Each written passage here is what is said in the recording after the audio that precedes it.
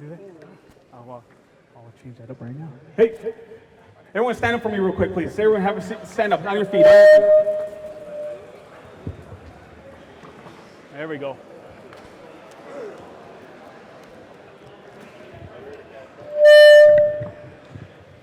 And have a seat for me, please. Thank you. Have a seat, have a seat. Go ahead, take your seats again.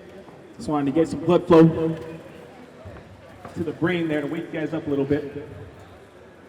Very good. Hey, I want to talk to you guys just a little bit about the power of being called coach and the title and the power and the responsibility that comes with being called coach, man.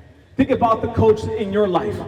Like, you know, when you see, man, you run into a family member of yours or a boy at the bar or what have you, right, or at a party, and you say, man, I ran into who? I ran into my coach, right? Or whatever that may look like for you. So just a little bit about me, man. I am a twin, so some of you guys are probably mistaking me for my brother Frankie. Well, I am not Frankie, all right? And I coached 7 years at the college level, and I'm going in year 8 at the high school level. So I've done a little bit of both, dabbled in both. All right, this is my calling in life, man. This is my calling in my life, man. So many of you guys understand what that means.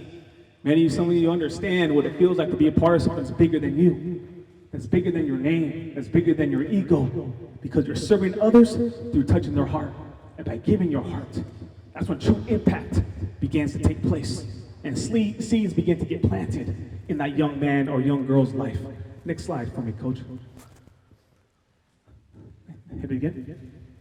So the concept of serve to impact is going to be the theme here, okay? Serve to impact. So just so you guys know, man, the average coach, a coach will impact more lives in 1 year than most people do in their lifetime. A coach, every single person in here will affect more people in their life than the average person does in a lifetime. So think about that, man. Think about the people you are influencing every single day just by being you, just by showing up. You don't have to say a word, just by showing up. How many times have our parents showed up, or our father, or our uncle, or our grandma, or our mother showed up to our games, or a big event, or recital, and just by them showing up, how much that meant to us? Think about that.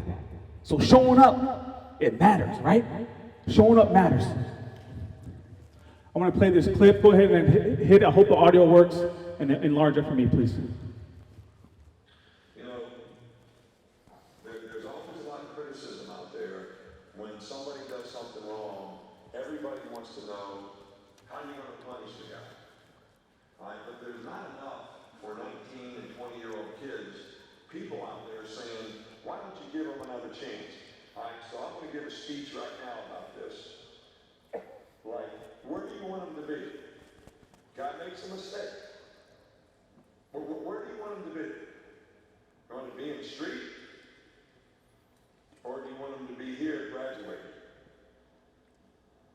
You know, when I was over there at Nagurski, Musin Mohammed, who played 15 years for the Carolina Panthers, played for me at Michigan State. Everybody in the school, every newspaper guy, everybody was killing the guy because he got in trouble and said there's no way he should be on our team. I didn't kick him off the team. I suspended him. I made him do stuff. He graduated from Michigan State. He played 15 years in the league. He's a president of a company now. And he has 7 children, and his oldest daughter goes to Princeton. So who was right? I feel strong about this now, really strong. About all the criticism out there of every guy that's 19 years old that makes a mistake, and you all kill him.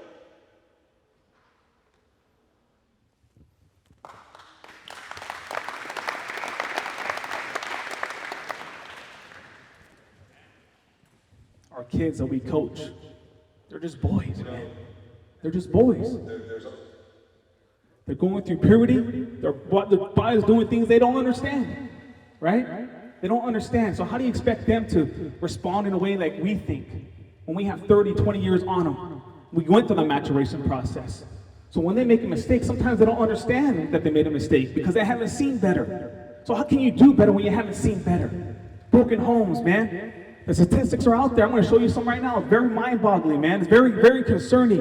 And maybe you guys, some of you fit that role. You understand it. You can empathize with it because I was once you. A coach gave up on you, and what happened, man? Went back to the hood, right? Went back to the block, went back to the street. What was there for you? Nothing good. But just by staying on a team, being part of a family, being part of a program, being around your guys who we call brothers, right?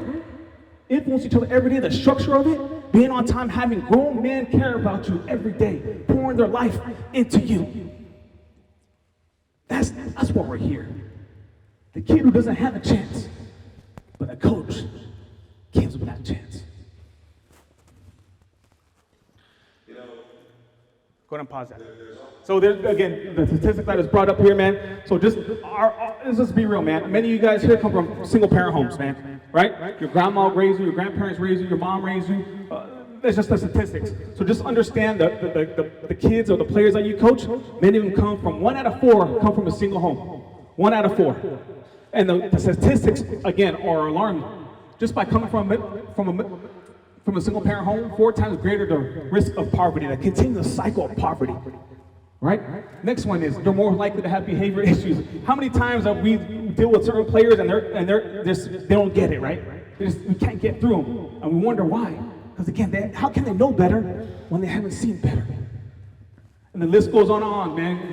2 times greater risk of infant mortality, meaning their child, when they have a daughter or son and they're underneath the age of 1 year old, they die because there's no dad. Think about that, man. Go ahead, next slide for me, coach. So again, the common theme of today has been your why. Go ahead and hit the next one. 2 questions I want you guys just to think about as you read down the screen here, okay? Which coach or man in your life, right, had the biggest impact on you? I want you to think about that coach right now or that man, okay? Who is the biggest person that's influenced your life? That you would not be the same, or you wouldn't be who you are today or where you are today if it wasn't for that individual. And then why do you coach?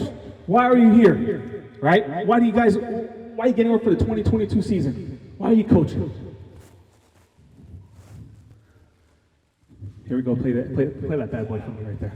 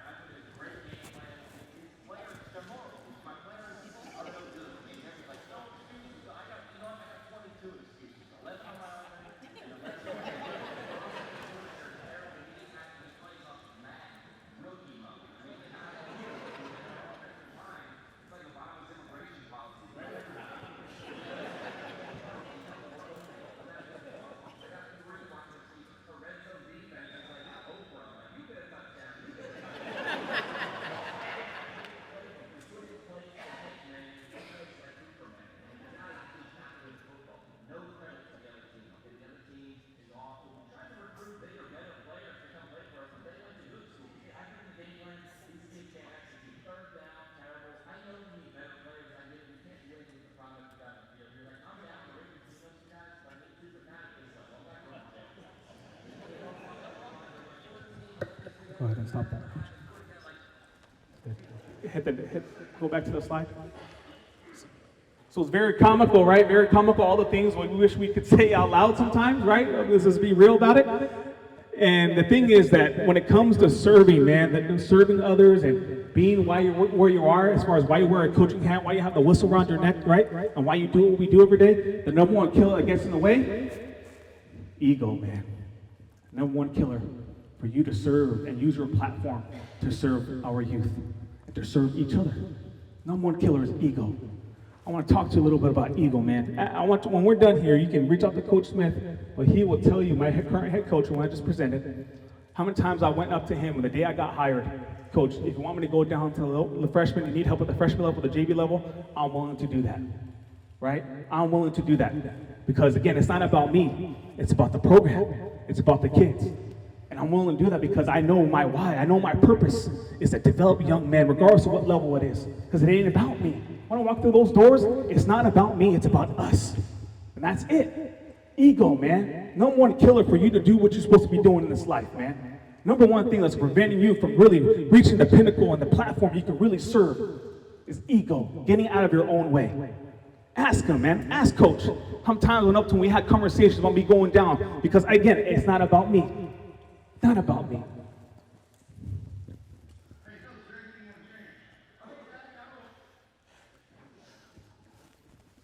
My first year at Gonzales High School, first of all, I want to give a shout out to the Solid Warriors, okay? I'm a Saulite boy, raised in Saulite, South County kid, ag family, second generation Mexican American. My mom's from the island of Guam. Very, very diverse type of ethnicity and things like that, of that nature. But I live with a chip on my shoulder, man. I don't know if you guys have noticed that or not, as far as like the passion I have. Because I was doubted my whole life. My family doubted their whole life, right? I'm gonna get into a little bit about my father and his role in that, right? So my first shot at Gonzales High School was in 2017. I got my first opportunity to be a head football coach. 0-6 our first 6 games. The team was 1-9 the year before I got there. We go 0-6 the first 6 games. But the difference between the 1-9 team and the 0-6 team is that we were competing. We were only losing by 1 point, 3 points, 7 points. We were competing all 4 quarters. They just didn't have the belief that they can do it just yet. That was part of the process. Part of the process. We go on and we win the next 3 out of 4 games to end that year in 2017. 2018, many of you have heard about this. We go 11-0. We go 11 straight games, we win, right? We don't lose a home game in 2 years. We don't lose a home game in 2 years. And we lose to Santa Cruz, the Santa Cruz coach that was just here earlier. We lose to them at their place. We get the team huddle together, and I'm doing my post-game deal, and I say, this is on me. We got to get better, and it starts with me. These coaches, we got to do better, it starts with me. I take full responsibility, 0-6. And I'm taking full responsibility, and guess what happened next? One of the kids stood up. Coach, this is on us.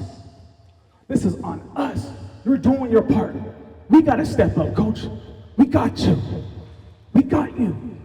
So what happens when you take accountability, when it's not about you, when you own your mistakes, people begin to own their mistakes. Look within your own family, right? Within your own marriages, same thing. Problems can't get resolved unless you own up to it. This is beyond football, man. This goes into the home. Accountability, ego, no one killer. Ownership, ownership, ownership, ownership. Own everything about you. Own it all. Next one, Coach. So we over me, I just mentioned that a little earlier. Okay, our job is to serve. Go ahead, coaches, start tapping that thing. What can I do to serve my athletes? What can I do to serve my head coach? What can I do to serve my program? And with my philosophy, man, when I become a head coach again one day, Coach Smith probably doesn't want to hear that, but when I become a head coach again one day, this is part of who I am. If you're not willing to serve, you're not going to be on my staff. Football might be for you, coaching might be for you, but my program is not for you. Straight up. I want certain guys who it ain't about them, it's about us. That they're willing to go down to the freshman level, the JV level, because they know how important it is to have quality coaches at the lower level. They understand that. They understand the vision. They understand what the purpose of what we're trying to do as a group, as a team. Because when we win, everybody wins. We all win.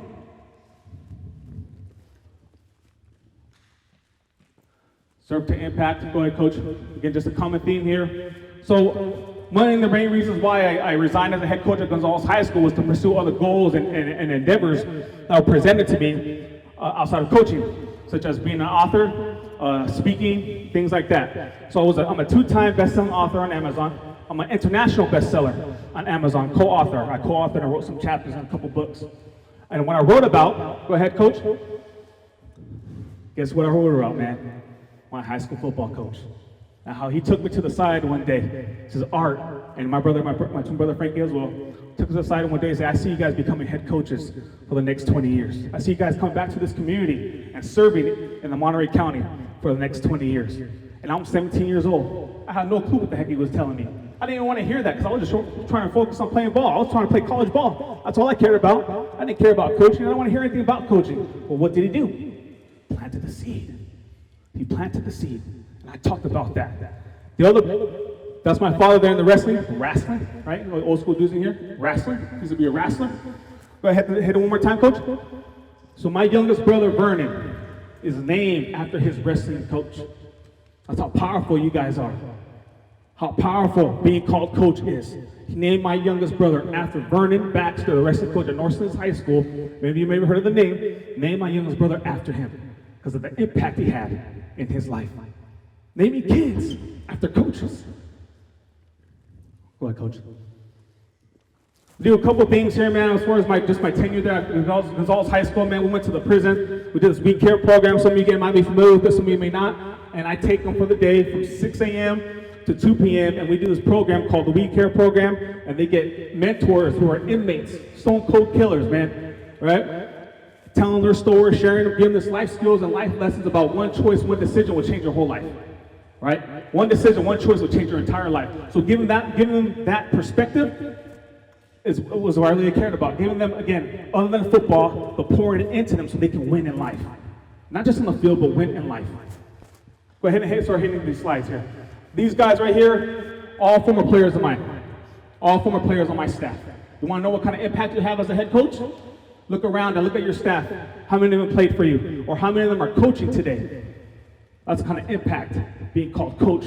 That's what it comes with, man. All these guys played for me at one time. One time. I had to fire 2 of them, or let go 2 of them, because they didn't understand what it meant to be coach. Social media, the social life, they didn't quite get it just yet. That's fine, that's okay. To each their own, but there's expectations. That's one of the hardest decisions I ever had to make right there, man. That's part of the job. Leadership is a lonely place, man. Straight up. This is my brother and I, college graduation. Again, showing up matters. Relationships beyond the game. Relationships beyond the field. Driven by purpose, man. That's what drives me. The young man that's holding his arms around my neck as we're doing our team prayer. D student, failing out of school. He plays for me. Grades up, graduate with 3.0, graduate from high school. Every teacher here we had counted him out. He ain't gonna make it. He'll be lucky to be alive by the time he's 21, right? Serving these kids. And he wasn't playing that, he's benched. That's why he's not in uniform. But he still what? Still loves me because I love him. He still loves me because I love him. In order to get someone's heart, you gotta give yours in return, man. That's the way it works. You want these kids to run through walls for us? Give them your heart and see what happens. Tell your story and see what happens. Share your gift of coaching and speaking life into them. See what happens, man. They'll love you even when they don't like you. A couple text messages I want to share with you guys again. The influence to serve and the impact you have. I get these random messages from time to time, just telling me that they love me, man. And they're thinking about me, right? And the greatest thing of fulfillment I gained as a coach was getting these type of messages. Keep knocking them out there, coach. I get former players of mine come and speak to the team that went through the program. Again, it's now it's their turn to give back, passing it on to the next. And they come back and pour into your program. So any guys who are alumni as far as the Steinbeck, Alisal, it doesn't matter where you're at, man. You get kids who are doing great things with their life, playing football at a high level, bring them back, ask them to speak to your team. And the kids will begin to open up and repeat things that you say in a different way, but it connects with them just a little bit differently, but they're saying the same thing. Again, that's another message, man. And this kid didn't even play for me. He was a sophomore, played at the JV level, never played varsity football for me because I ended up resigning that year, and telling me he loved me and he wished he could play for me. Again, he didn't even play for me directly, man, but yet he's watching me and everything that I'm doing, and I understood that. And he reaches out to me with this message, man. Power of being called coach. The power of being called coach. Former player of mine, celebrating birthdays together with our own children. That's my son and his daughter. Getting invited to parties, man. Breaking bread. Seeing your own kids interact with their own former players' children, man. Powerful. Powerful. Another one, went to Kansas, played for Mount Hartnell, went to Kansas University, strong safety, had a stint in the NFL. Now he's coaching at the University of Hawaii, Division I football coach now. Came back to visit me before he went off. Powerful, man. Came all the way to Salinas on his way to Hawaii just to see me. Just to see me. Serve to impact. Serve to impact. Last bit, I just got this one a couple of days ago, another former player of mine, college football player, just reaching out to me and just letting me know that I'm his guy, I'm his teacher, I'm his mentor. I hope all has been well with me and my family. I have 2 questions, and he's asked me about a game, about training kids, and he's getting into coaching. So he lives in Utah right now, and he's getting into coaching, and he wants to just pick my brain a little bit about that. Again, I share these examples, man, these screenshots with you, because this is the platform you have. You too could get these very messages if you haven't already, right? You too. And how powerful it is to know. It's very, very, very, very unfortunate here, okay, as far as I don't want everyone to experience this again, burying and watching former players might die. watching them die. And who do they call on when they want to bury the body and lay them to rest? They call coach. They called on me. The worst experience I ever had as a coach-player type of relationship, losing a former player of mine for a very unfortunate situation and circumstances that's out of their control.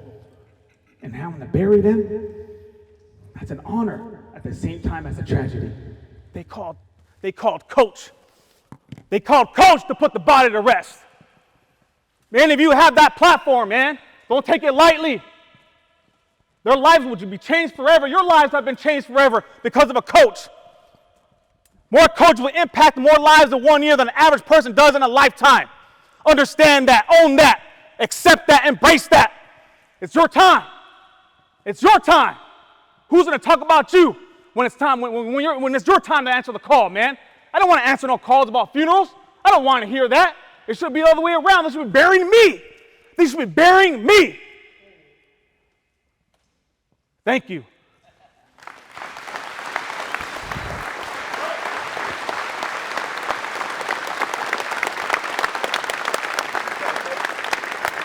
Hey. That's a lot, I mean, yeah. All good stuff, yeah. One more round of applause for all of our presenters. Thank you guys for coming.